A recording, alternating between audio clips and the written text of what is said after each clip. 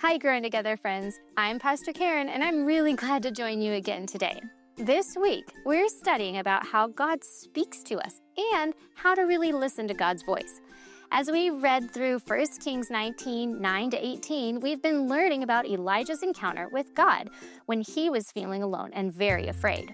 In Elijah's story, he was running from people who didn't love God and wanted to harm Elijah because he was God's prophet. He was running for his life, but God spoke to Elijah. God encouraged Elijah and told him what to do next. Have you ever felt really alone and afraid? Maybe you've been lost or left behind, or maybe you're in a new school or a new town. I know how hard it is to feel so very alone and afraid. You probably wished for a way to know what to do next. Wouldn't it be nice if we could hear God talking to us? Maybe even telling us what to do next? Well, we can hear God's voice when we're tuned in to God's heart. What do I mean by tuned in to God's heart? Have you ever wondered how the radio in your car works? Or maybe wondered how images and sound end up on your TV screen? They are sent from an antenna far away and received by an antenna on your device, like this one.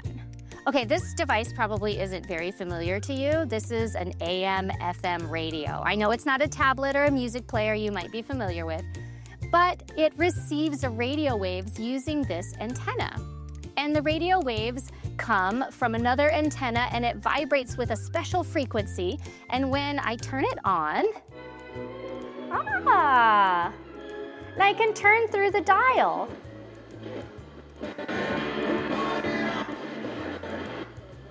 And some of these frequencies aren't very helpful.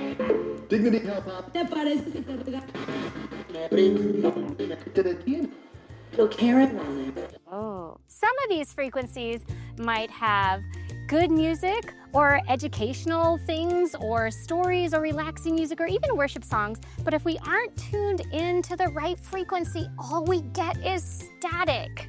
So when I turn this dial, I am able to turn into something new or better. Ya he escuchado esta historia, pa. Or clear a radio frequency. Radio waves can travel almost as fast as light, and they can go through long distances and around or even through some objects to get to us. In our story today, God didn't use a big booming voice. He didn't speak in the wind or even in the earthquake. He didn't speak through the fire. God spoke in a still, small, quiet voice. But how did Elijah know it was God's voice? Elijah's heart was tuned in to God. Elijah knew of God's promises, like our verse from Isaiah 41:10. So do not fear, for I am with you. Do not be dismayed, for I am your God. I will strengthen you and help you. I will uphold you with my righteous right hand. It might seem like a wild idea that God would want to speak to us, like God spoke to Elijah. But God really does speak to us, and if we listen, we can hear God's voice too. We can always turn to God and ask for help when we feel afraid and alone. We know that God is not only listening to us and ready to help, but He's ready to talk to us too. Here are some questions to get us thinking a little deeper today. What do you think God's voice sounds like? What words would you use to describe that voice? Are there any things in your life that feel or sound like static, that get in the way of hearing from God or distract us from even listening to God? And what are some things that you can do to tune in to God's voice and help us hear that voice and understand what we hear better?